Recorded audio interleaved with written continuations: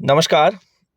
राजस्थान में 1 अप्रैल 2022 से एनपीएस के स्थान पर ओपीएस यानी कि ओल्ड पेंशन स्कीम को लागू किया गया था, जिसके बाद में यानी कि 1 अप्रैल 2022 के बाद में जो भी कर्मचारी, चाहे वो एनपीएस कर्मचारी हो, 1/1/2004 के बाद में नियुक्त था, अगर वो सेवानिवृत्त या उसकी सेवा काल के दौरान मृत्यु हो रही है तो ऐसी स्थिति में सारे प्रकरण ओल्ड पेंशन स्कीम के अंतर्गत निस्तारित किए जा रहे हैं। इस संबंध में राज्य सरकार के शिक्षा विभाग के अंतर्गत एक आदेश जारी किया गया है, जिसके संबंध में वे कर्मचारी जो एनपीएस के कर्मचारी थे और 1 अप्रैल 2022 के बाद में ओपीएस यानी ओल्ड पेंशन स्कीम के अंतर्गत आते हैं, तो उनके लिए जो पीछे एनपीएस कटौती कर चुके हैं, इस संबंध में सरकार की ओर से समय समय पर गाइडलाइन जारी करते रहे हैं। और इस संबंध में शिक्षा विभाग यानी कि शिक्षा निदेशक माध्यमिक बीकानेर की ओर से एक आदेश जारी किया गया है, जिसके माध्यम से कुछ निर्देश उन कर्मचारियों के लिए जो ओपीएस के अंतर्गत सेवानिवृत्त हो रहे हैं लेकिन पहले एनपीएस कर्मचारी रह चुके हैं। इस संबंध में क्या आदेश है, क्या इंस्ट्रक्शंस है, क्या वो जो एनपीएस की राशि है जो ओपीएस लागू होने से पहले उस कर्मचारी के वेतन से कटौती की गई थी, उसका क्या किया जाना है और उसका सत्यापन किस प्रकार से करना है, और आज हम इस वीडियो के माध्यम से ये समझने का प्रयास करेंगे। तो चलिए शुरू करते हैं। तो ये आदेश है निदेशक माध्यमिक शिक्षा राजस्थान बीकानेर, और ये संबोधित किया गया है समस्त जिला शिक्षा अधिकारी मुख्यालय माध्यमिक शिक्षा। इसका विषय है एनपीएस के तहत नियुक्त कार्मिक की प्रथम कटौती से अंतिम कटौती तक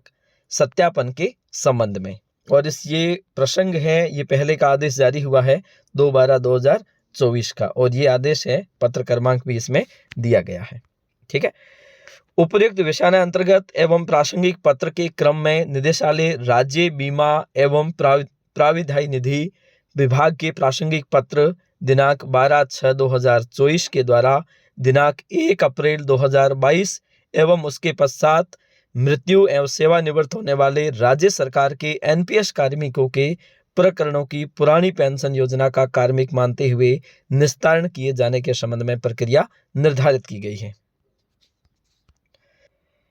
मतलब ये है कि एसआईपीएफ निदेशालय जयपुर की ओर से एक आदेश दिया गया 12/6/2024 को, और ये कहा गया कि 1/4/2022 के बाद में जो भी कर्मचारी नियुक्त हुए हैं, नियुक्त मतलब जो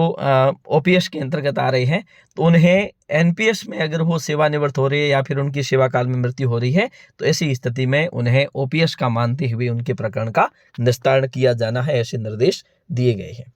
इसके साथ साथ ये भी कहा गया है कि दावा प्राप्ति पर, दावा जैसे कोई सेवानिवृत्त हो रहा है तो उसका दावा, अगर किसी की मृत्यु हो रही है तो उसका दावा, जो इसके माध्यम से आने वाला है। दावा प्राप्ति पर प्रथम कटौती से अंतिम कटौती तक का सत्यापन किया जाकर एसआईपीएफ पोर्टल पर अपडेट किया जाएगा। इसके साथ साथ आदेश में यह भी कहा गया था कि जो भी कर्मचारी एनपीएस के लिए दावा पेश करेगा, उनकी पहली कटौती कब हुई है, अंतिम कटौती कब हुई है, उन सबको एसआईपीएफ पोर्टल पर अपडेट करना था, सत्यापित करने के साथ में।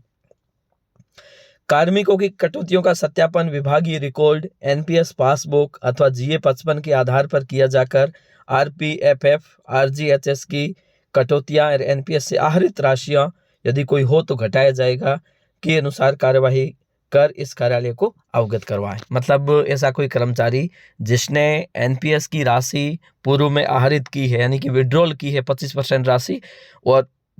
अभी तक उसे जमा नहीं करवाया था वापस, तो ऐसी स्थिति में भी उसे घटाया जाकर